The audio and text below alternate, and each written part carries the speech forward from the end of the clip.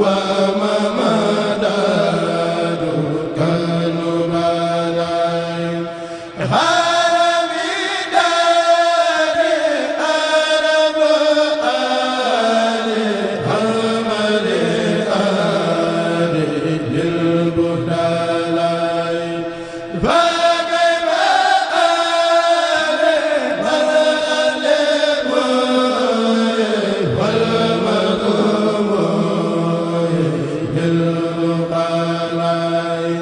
la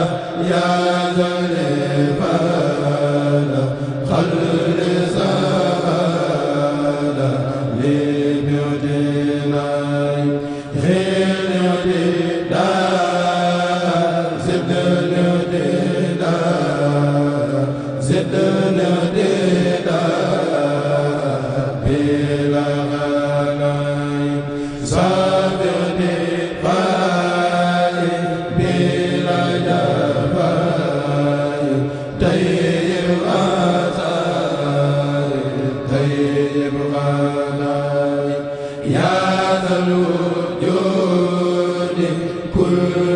بيوت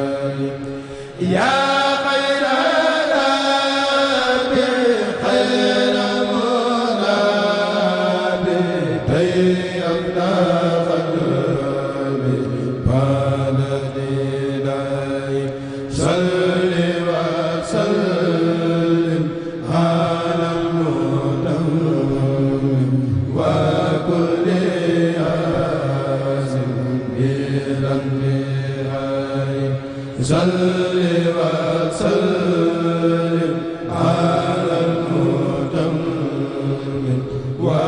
kulli asin bil intihai salli wa sallim ala al-mutammim wa kulli asin bil intihai rabbi amadu ala muhammadi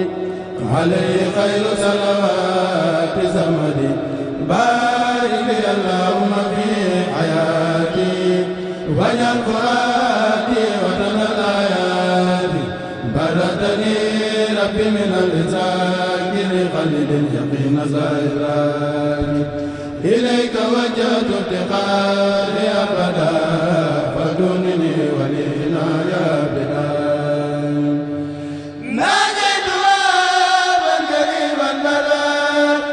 وليقود للجنان بلا ناديت باقيا قديما أنت لا كتاب وليقود نزلا ناديت باقيا قديما أنت لا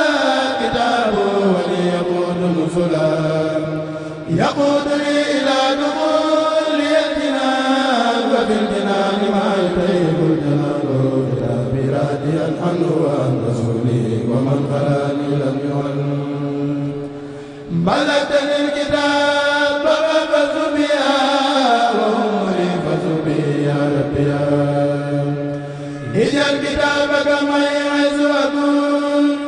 يا من له بي إلهي ركون أنت الذي قلت المسائب سرالي ولي قلت اليقين والسحاب نويت فقري لسواك أبدا يا خير مولي بافتخار وبدا زينت ذكرك بأملي كما زينتني بي محبا وبما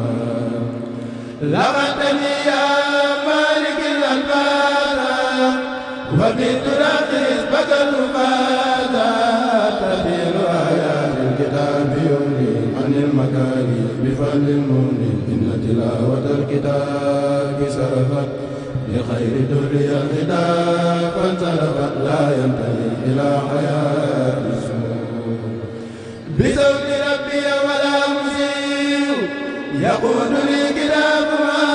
يسر بلا نهاية ولا أخطر يسرهم لي رسول الله عليه تسليمات موزلاي ملكني القرآن رب العالمين وقالوا لي الأمين والأمين نفعني النافع نفعا فاخا وقال للإكرام والوفاق نفعني النافع نفعا فاخا نفعني النافع نفعا فاخا وقال للإكرام والوفاق في المدن والأمين سلبت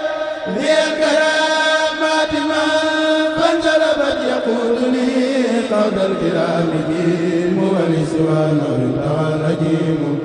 ردي عن الله والرسول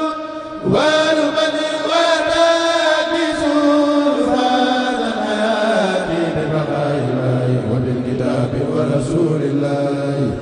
قلبي وديعة لربي واللسان مع الجواري وفوز باللسان يقودني بعزوة للجنة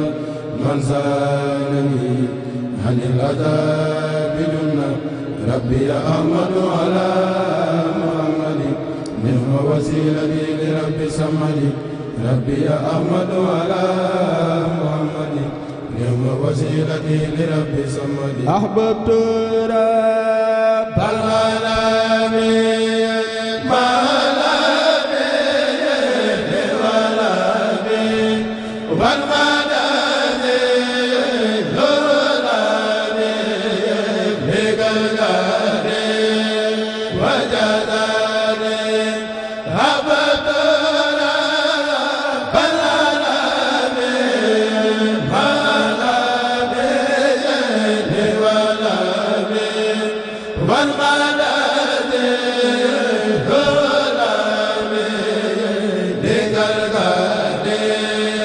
Raja